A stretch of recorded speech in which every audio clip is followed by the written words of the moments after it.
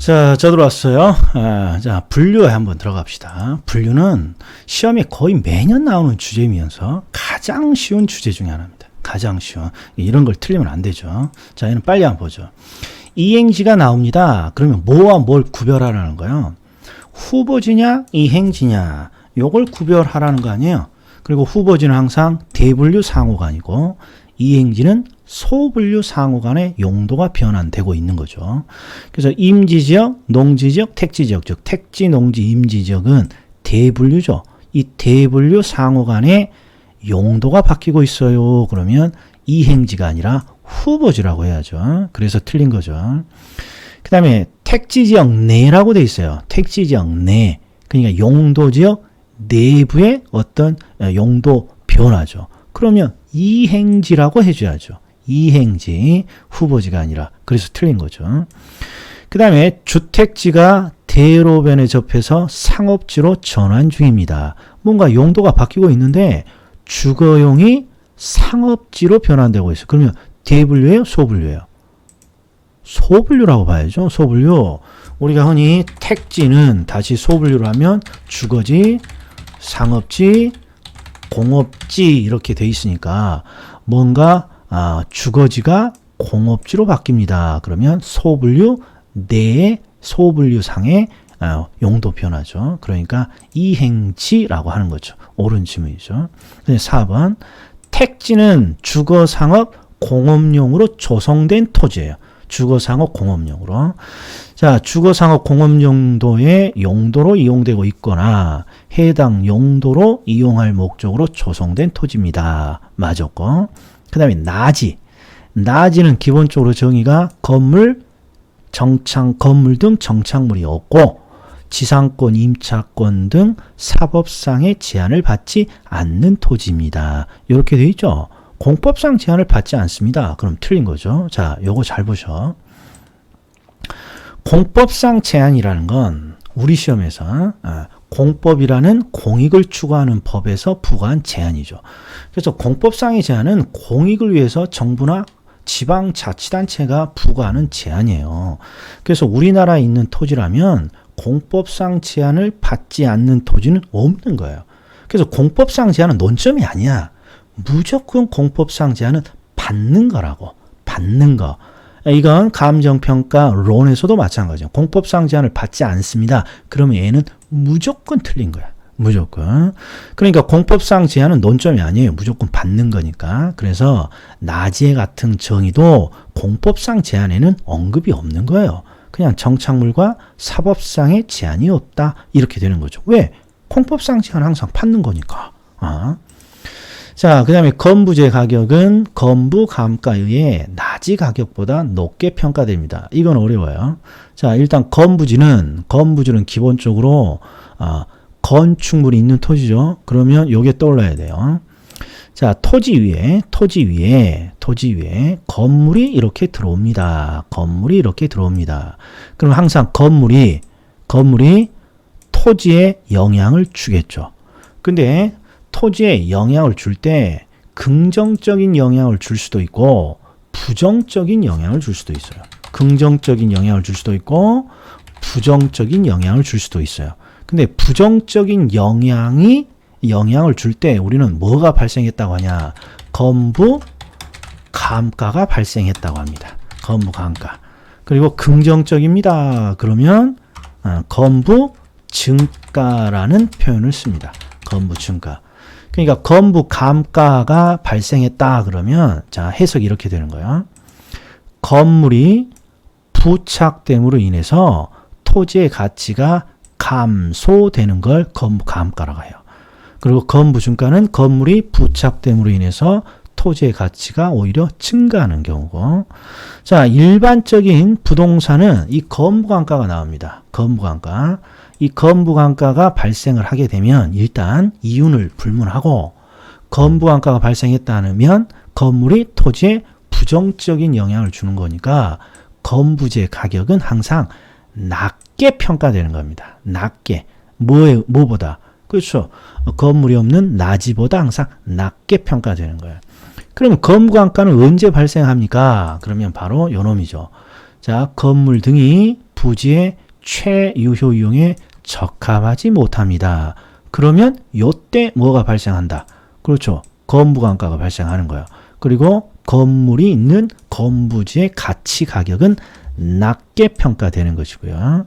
그 다음에 7번 건부지는 건물 등이 최유효 이용에 적합하지 못하는 경우 나지에 비해서 최유효 이용 기대 가능성이 낮습니다. 자, 나지가 일반적으로 가치가 높은 이유는 건물과 사법상의 제한이 없으니까 언제든지 최유효 이용을 할 수 있기 때문이에요. 그런데 건부지에 쓸모없는 건물이 있다면 철거등을 해야 되잖아요. 그래서 건부지에 건물 등이 최유효 이용에 미달되어 있으면 철거등을 해야 되니까 최유효 이용의 기대 가능성은 낮는 거죠. 자, 8번은 필지와 획지에 대한 논점이에요. 획지는 가격 수준이 유사한 일단의 토지, 그리고 토지의 등기, 등록의 단위는 필지라고 해야죠. 필지. 그다음에 법지, 법지는 경사진 토지예요. 경사진 토지. 그리고 이 경사진 토지는 어떤 특징이냐? 아니, 경사진 토지, 경사진 토지라고 소유를 못할 수는 없잖아요. 경사진은 소유권은 인정이 되는 거예요. 그런데 경사가 져 있기 때문에 이용실익은 없거나 적은 토지가 되겠죠. 그다음에 공지, 공지는 그냥 비어있는 땅이잖아요. 비어있는 땅. 그런데 뒤를 봤더니 치력 회복을 위해 정상적으로 쉽니다.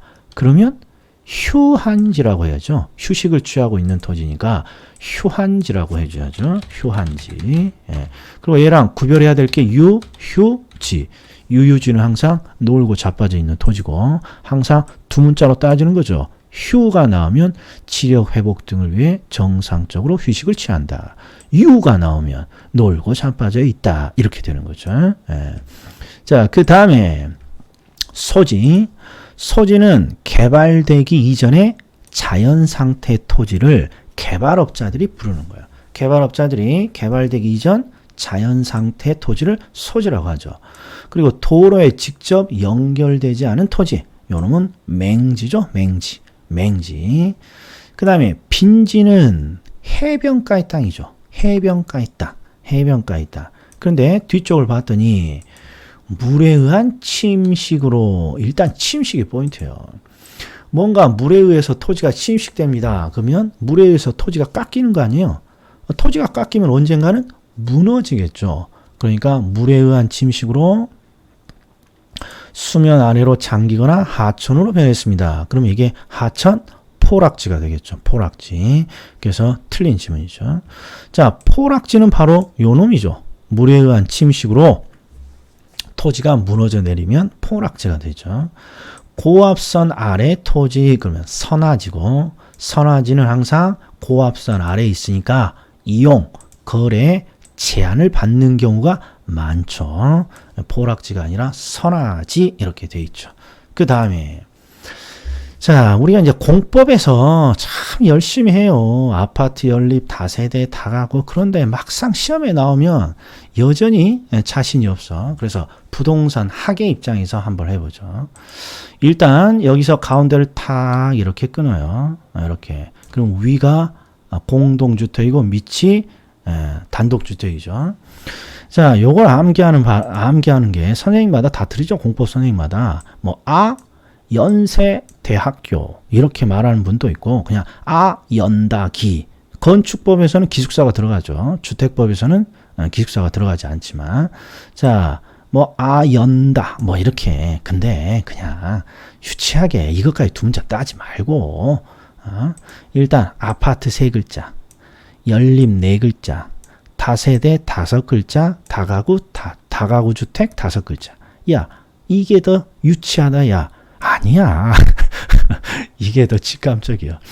자, 그리고 건물의 규모는 항상 층수와 어떤 면적으로 따지는 거예요. 규모는 여기 규모라고 지금 적어놨는데 정확히 말하면 면적으로 따지는 거예요. 그런데 예를 들어서 이런 거야.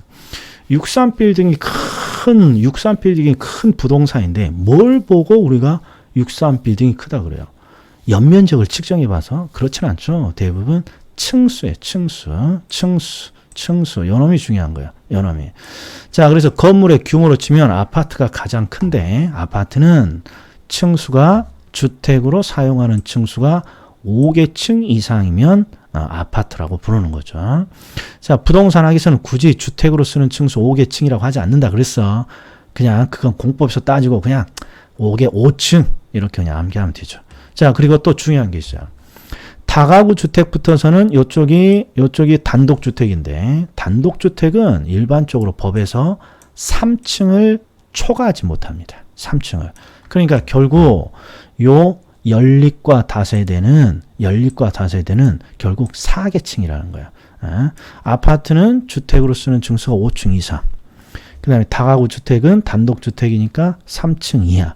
그럼 요 두 놈은 4계층이겠죠. 그럼 요 두 놈을 그렇죠. 구분하는 기준이 필요하잖아요. 그래서 이 둘은 면적이라는 기준이 중요한 거야. 면적. 둘 다 660이니까 200평이에요. 200평. 그리고 하나는 초과고 하나는 이하고. 그래서 대부분 우리 공법 선생님이 어떻게 암기합니까? 그러면 뭐 담배죠, 담배. 연초 따이, 연초 따이, 따이 이렇게 암기합니다. 연립주택은 660 초과.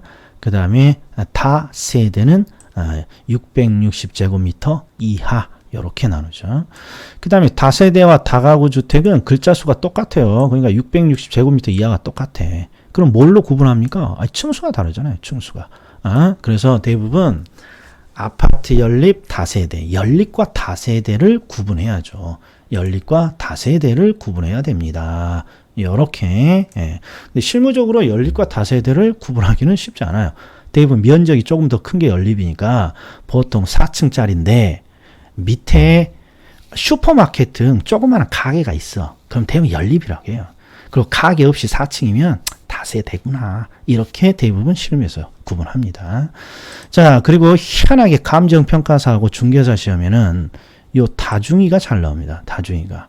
자, 다중주택은 정의를 봤더니 여러 사람이 장기간 거주하고요. 독립된 주거가 아니래요. 그러면 대표적인 게 하숙집 같은 거예요. 여러 사람이 장기간 공동으로 사용하는 구조죠. 그 다음에 한 개동의 주택으로 쓰는 바닥 면적의 합계가 330제곱미터 이하이고, 다중주택은 단독주택으로 들어가니까 3층 이하가 되는 거죠.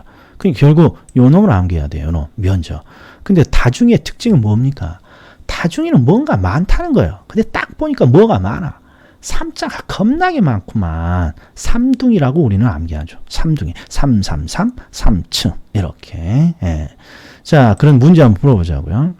다가구 주택이에요. 그러면 다가구 주택은 일단 단독주택이에요? 공동주택이에요? 이것부터 구별해야죠. 다세대는 공동이고, 다가구는 단독주택인 거죠. 자, 다가구 주택이에요. 다가구 주택. 그럼 일단 층수가 단독주택이니까 3계층 이하인 거야. 그리고 다가구 주택과 다세대 주택은 660제곱미터 이하가 되겠죠. 660제곱미터. 요 놈이 틀린 거죠. 요 놈이 틀린 거야.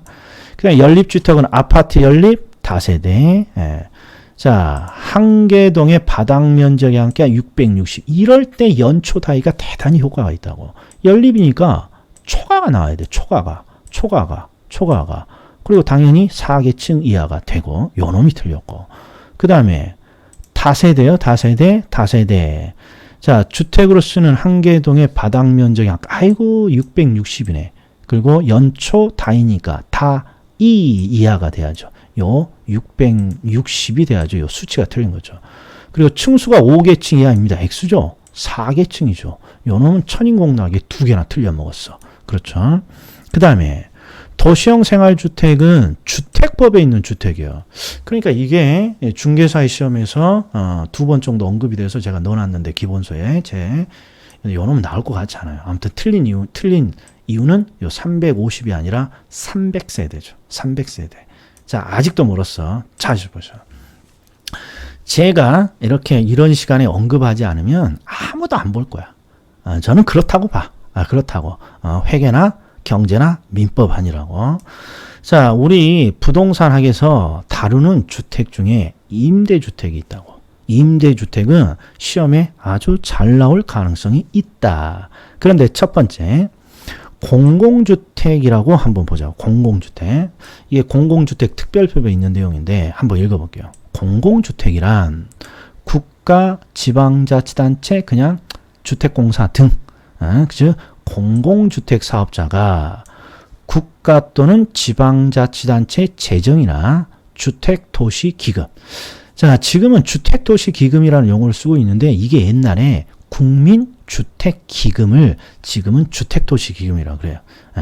국민주택기금을 안다. 그럼 연식이 좀 됐고, 나 국민주택기금 처음 들어보고 그냥 주택도시기금만 안다. 그러면 연식이 살짝 안 된 거죠. 자, 그 다음에 이게 국가의 재정 또는 주택도시기금의 지원을 받아서 건설 매입, 임차하여 공급하는 주택입니다. 이게 공공주택이라고 되어 있어요. 그런데 공공주택은 임대와 분양을 목적으로 공공임대냐 공공분양이냐 이렇게 나누고, 공공주택은 건설과 매입을 기준으로 공공건설이냐 공공매입이냐. 그러니까 요 두 가지를 매치를 못 시켜서 질문이 굉장히 많단 말이야. 그럼 잘 보셔. 자, 첫 번째, 우리가 하는 주제는 공공주택입니다. 공공주택. 그냥 쉽게 말하면 국가나 지방자치단체 등 공공주택 사업자가 마련한 주택. 그냥 공공이 마련한 주택이라고 하자고. 공공이 마련한 주택. 그런데 공공이 주택을 마련한 게 공공주택인데 공공주택을 어떻게 마련합니까? 그러면 가장 기본적인 게 건설을 통해서 공공주택을 만들겠죠. 이게 첫 번째예요. 그리고 최근에는 매입을 통해서 국가나 지방자치단체가 공공주택을 마련하기도 해요. 요거 두 가지가 중요해요. 요 두 가지. 일반적으로 공공이 주택을 마련하는 방법은 건설이라고. 근데 건설 외에 미분양 주택이라든지 그 다음에 특수한 주택 등을 공공이 매입을 해서 공공주택으로 만들기도 하고, 또 최근에 2년 안에는 이런 문구가 들어갔어. 다른 주택을 공공이 임차해가지고 그걸 공공주택으로 마련할 수 있습니다.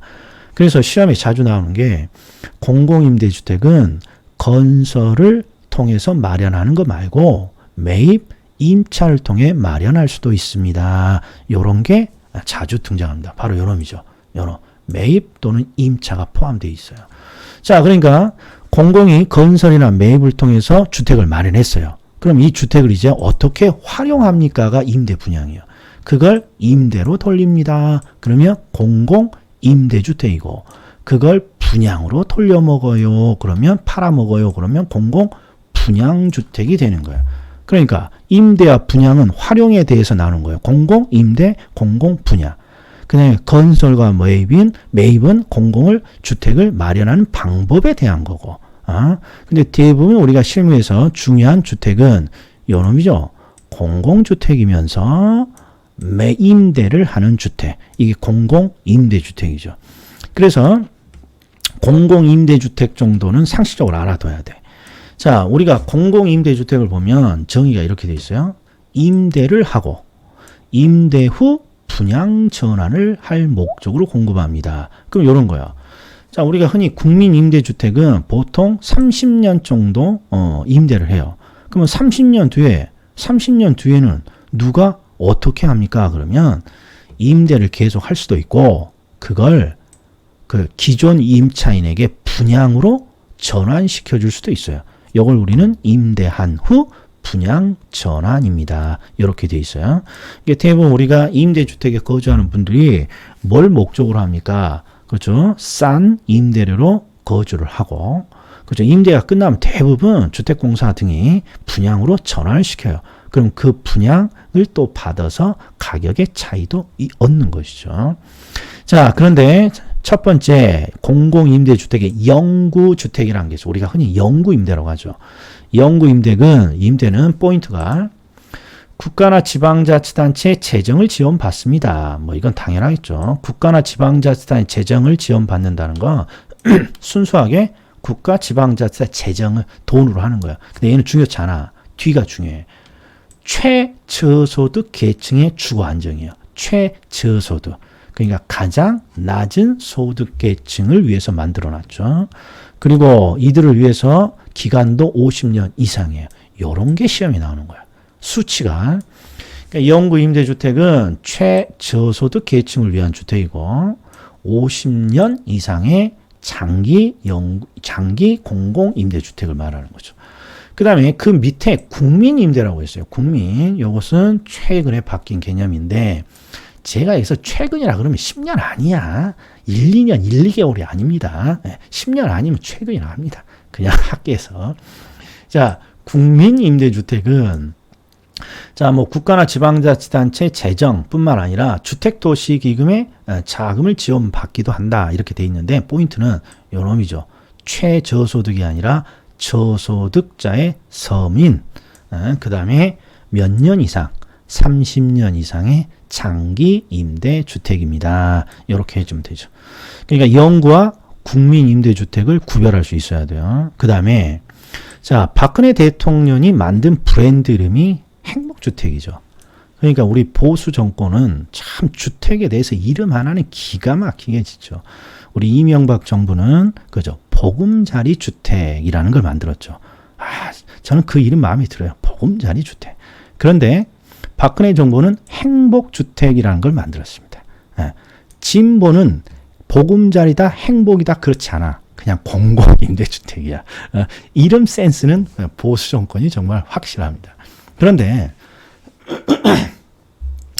행복주택은 어떤 특징이냐 그러면 대상을 봐요. 여기는 최저소득, 여기는 저소득, 그런데 여기는 학생, 사회초년생, 신혼부부 등 이렇게 되어 있어요. 대학생, 사회초년생, 신혼부부. 말은 저소득이라고 할 수는 없는 애들이에요. 없는 애들이라는 게 없는 계층이죠. 그러나 실질적으로 빈곤하죠. 실질적으로 주택을 마련한다는 건 불가능해요. 그래서 이 대학생이나 사회초년생, 이런 신혼부부 등이 뭔가 주거 안정을 목적으로 이들을 대상으로 한 임대주택이 공공임대주택이에요. 근데 이 행복주택은 어떤 특징이냐 그러면 이들이 대부분 도시에 생활을 많이 하는 사람들이죠. 그래서 다른 임대주택과 다르게 행복주택은 입지가 대단히 좋은, 예를 들어서 교통이 대단히 편리하거나 뭔가 도심과 가깝거나 그런 데다가 뭔가 주택을 마련해서 대학생, 초년생, 신혼부부 등에게 제공한다는 거죠. 하늘의 별 따기죠. 자, 그 다음에 장기전세주택. 이 장기전세주택은 우리가 서울시가 전세계약이죠. 우리 전세권을 보면 전세 기간이 정해져 있어요? 정해져 있지 않나요? 저도 갑자기 헷갈리네. 아무튼 그래. 아무튼 일반적으로 전세, 우리 임대차 보호법에서는 2년을 보장하고 있잖아요. 최소. 그런데 장기 전세는 장기간의 전세 계약을 통해서 임대를 하는 주택이에요. 그런데 시험에 장기가 도대체 몇 년이니? 이게 나왔다고. 이게 바로 20년이에요. 20년. 자, 그럼 한번 보자고요. 여기 있어요. 장기 전세주택이라, 그러니까 공공임대주택 중에 하나죠. 국가 지방자치단체 한국토지주택공사, 지방공사가 임대할 목적으로 건설, 매입을 하는 주택으로서, 이건 주택을 마련하는 방법이고, 20년의 범위, 그러니까 최장 몇 년, 최장 20년까지 전세 계약의 방식으로 공급을 하는 임대주택입니다. 이렇게 되어 있는 거죠. 최소한 기본서 꼭 한번 읽어보시기 바랍니다. 이 정도로 분류를 끝내죠. 그러니까 건물의 분류 무시하면 안 돼요. 공법에서도 중요하고 학계론에서도 중요하더라. 자, 다음 시간에 뵙겠습니다.